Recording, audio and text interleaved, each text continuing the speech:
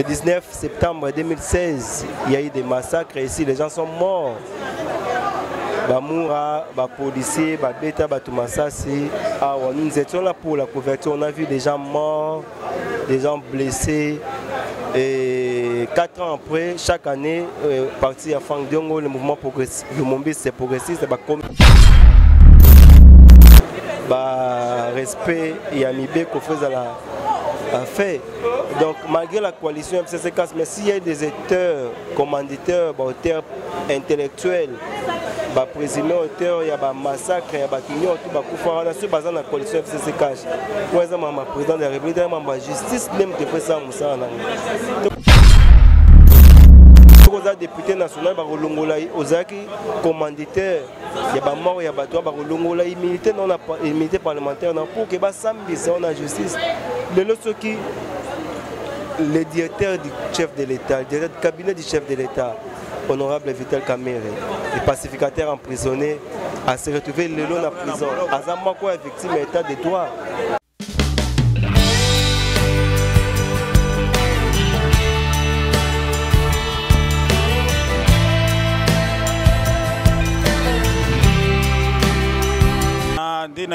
Très chers internautes, c'est avec beaucoup de plaisir je vous avais expliqué qu'il y aura des émissions, il y aura des entretiens entre Abisso et journalistes.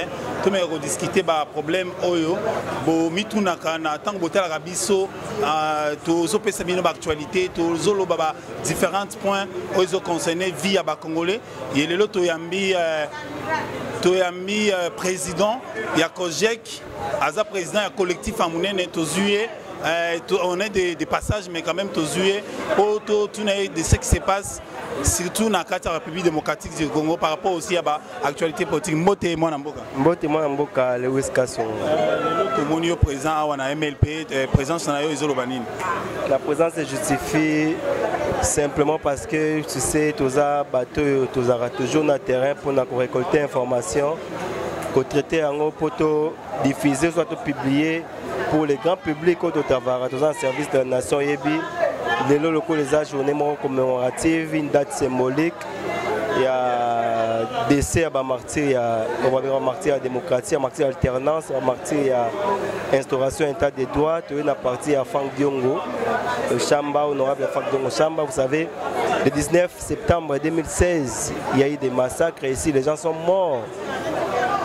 Bamoura, policiers, Beta, Batumasasi. Nous étions là pour la couverture, on a vu des gens morts, des gens blessés. Et 4 ans après, chaque année, parti à Fangdiongo, le mouvement progressiste, le Mombis c'est progressiste, commémoraka. Date on a terrain la base Mobimba Kojek, comme collectif des journalistes. La base base Kojek. Ce qui se passe, ils en tant que journaliste, reporter, combattant, il y a terrain. On a le cadre de l'information. Les lots, moi, Namboka Félix Antoine Tshisekedi, Azap fruit. Il y a Makambouana, où il va célébrer les lots. Point de vue par rapport à Hervé Naina. Le président de la République, Félix Antoine Tshisekedi, il y a les plus grands combattants. Aujourd'hui, président de la République. Donc, les jours où Batouba Koufaka Azaragi na terrain.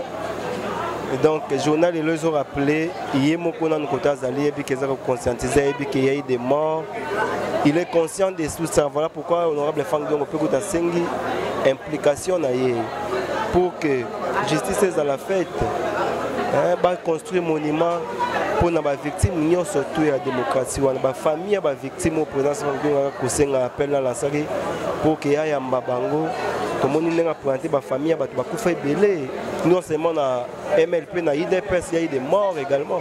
Batumba, dans la permanence, IDPS, qui ont filmé, qui ont des images. Donc, si on a le lot, MLP est commémorant le lot, mais le lobby IDPS est commémoré.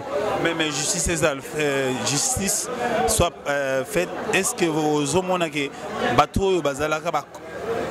acteurs, il y a des maîtres, on a la coalition, on a l'actuel chef de l'État, est-ce que je ne dois pas fuir dans le passé. Est-ce que Rosalem a vraiment justice à Rosalem? Non, c'est tout le but dans un état de droit. Au cours de bataille de fuir n'a pas été. L'état de droit veut dire l'état Oyo.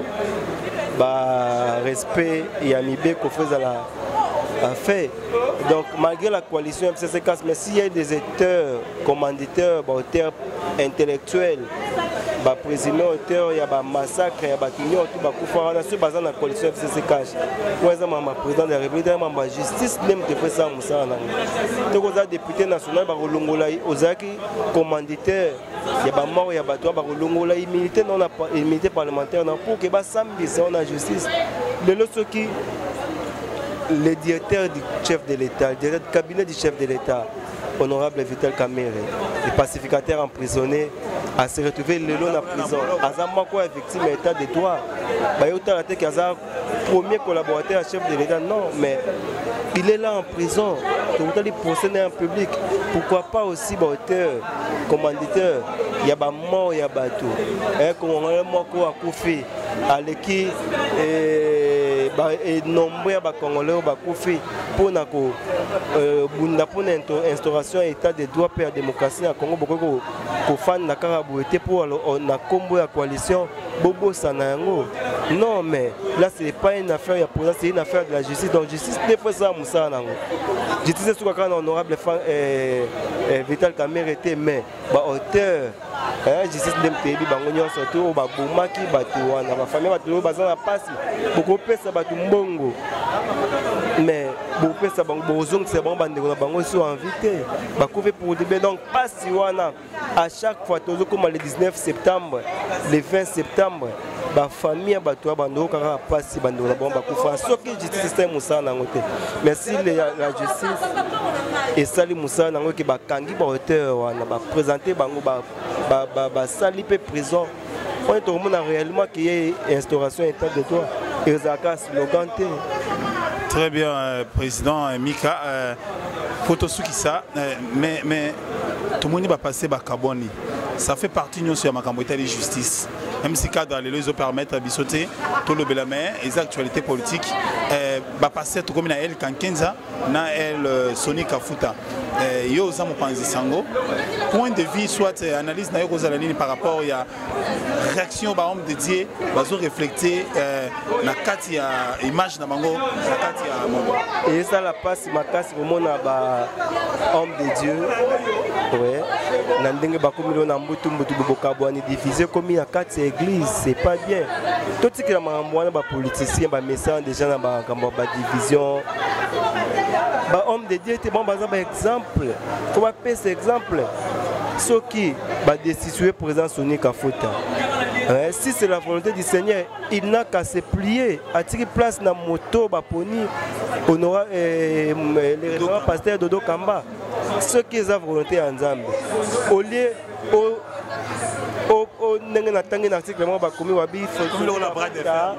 Sony Kafuta.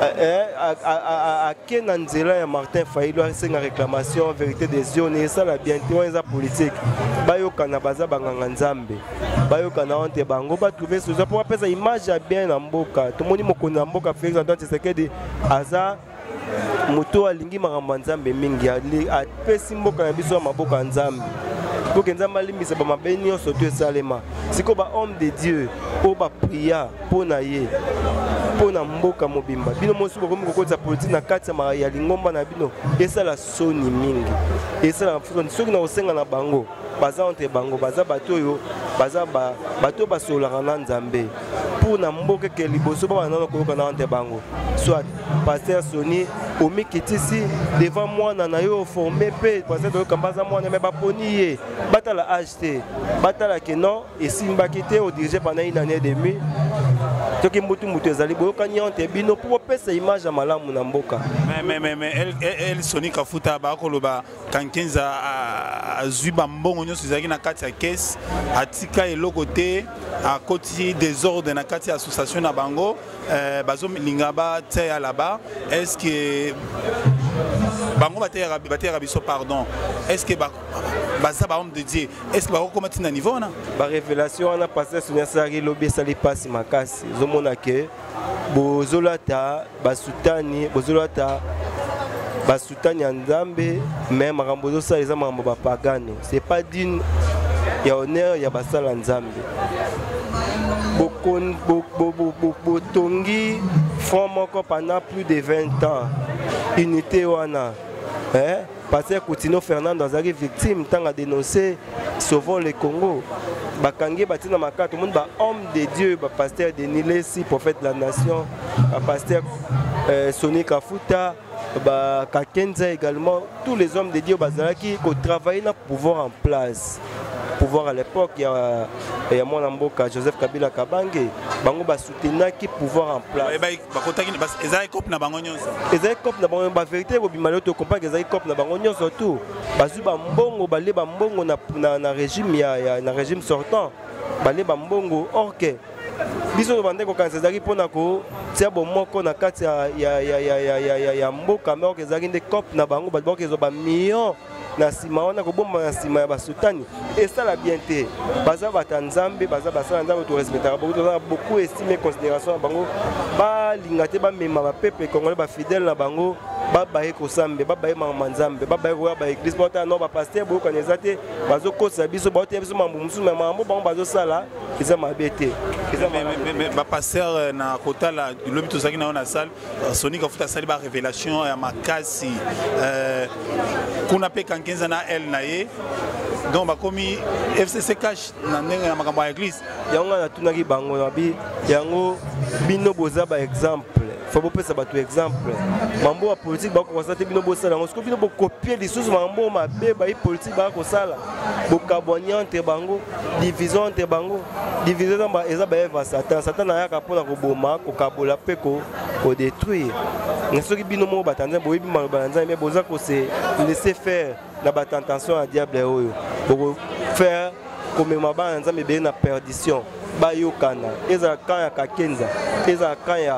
ya Soni Kafuta ceux ba kusangana basa ta dialogue interreligieux pour que ba trouver solution na ba problème eza ko kabola bango eza malamu mais ceux qui bango na bango ba ke bokabwani donc eza ko bo mema mboka na libonga na boka ko zinda ok tous on a besoin de soutien spirituel ba homme de Dieu basangana bango nyonso surtout bayokana ba proposer peut représenter moko ya malamu wa rozana na la tête ya Soni parce que et na tête ya Seni excusez-moi parce que bango nde baza ba dessiner ki nyonso ana bazo basusu musu ezali eloko kaboli bango eza kopa Seni mais kopa Seni kaboli ba ngako na yo kina basusu musu bazolo bake pasteur Kakenza ndem tanga remplacer azo ebonga wana ya Seni mais sur eza ki bopona ki déjà on sa malonga wana eza seno ba révélation Sonia sala lobby azo punda po pasteur Kakenza a longolié a été petit Dodo Kamba pour que a favoriser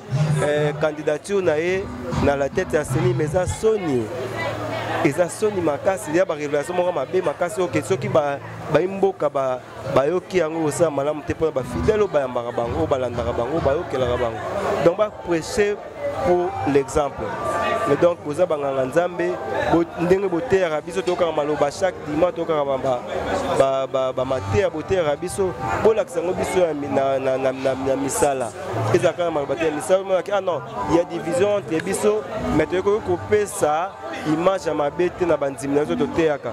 Donc to sangana entre biso to luka solution pour que makambo ya mboka peke mala parce que en 15 boule na izaki de Kamba favoriser que de Seni loi selon la révélation parce que Soni Kafuta ça qui lobby mais c'est honte pour ça il a nos choix il y a l'une des révélations au pasteur Sonia Salaki quand 15 ans il avait signé un document il y a Gotika la église de révéler l'autorité morale jusqu'à l'âge de 95 ans est-ce que et ça les a bon ils ont reflété image ensemble ouais ça m'a rambo pasteur Sonia Lobaki mais biso confirmant au tépo faut topé ça maloba pe pasteur ba 15 ans baso qui a quand signé maloba par révélation pasteur Sonia Salaki lobby je crois pas un intérêt ni homme de Dieu oh écoute parce que Soni pasteur Soni a remplacé qui pasteur Kakenza non parce que après mandat c'est remplaçant les arrivent pasteur Kakenza et pasteur Soni Kafuta mais après bataille que une année après a gouverné bien té ba reprocher ba embebelé tout monde va destituer ba té pasteur Dodo Kamba révérend pasteur Dodo Kamba donc entre bango nga rosinga bango basanga na bayokana bapesa biso image ya bien écrit est-ce que vous promettez que Kojek a de mon pasteur qu'est-ce que tu promets en tant que président? Il y a un grand mouvement, il y a 5e génération, on a média, on a biso. Si je peux dire 4e, 3e génération, on ressemble à tout le monde.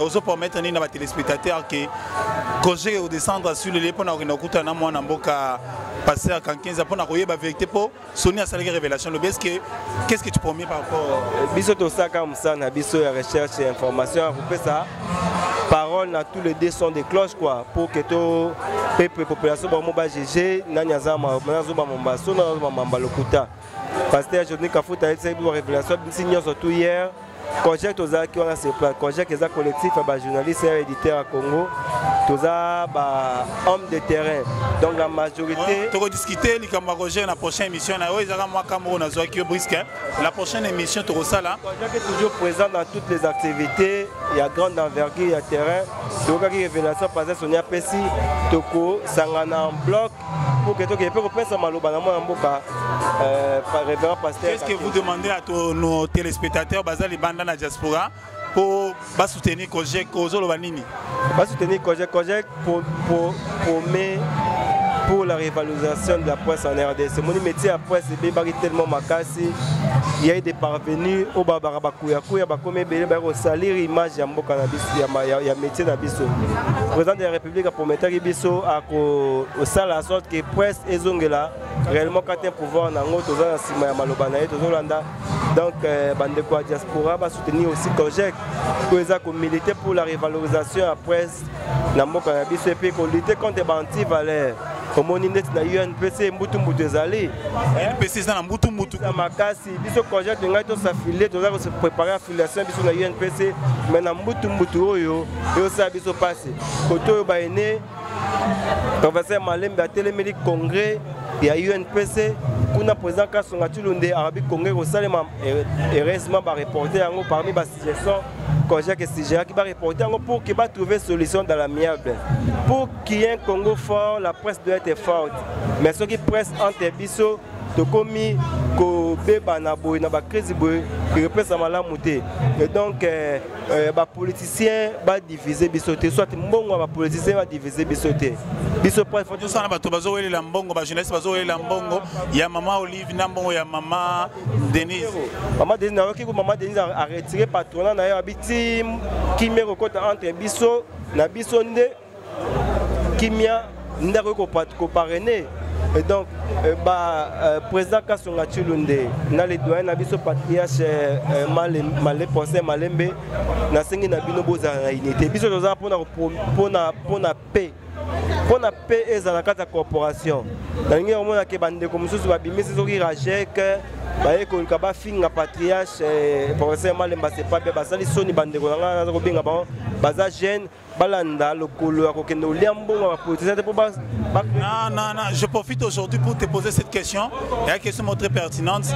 Aux leaders, il y a Kojek, aux gérer les jeunes, aux appels jeunes, aux gérer les jeunes, basé sur la plateforme, il y a la communication comme sur le plan numérique.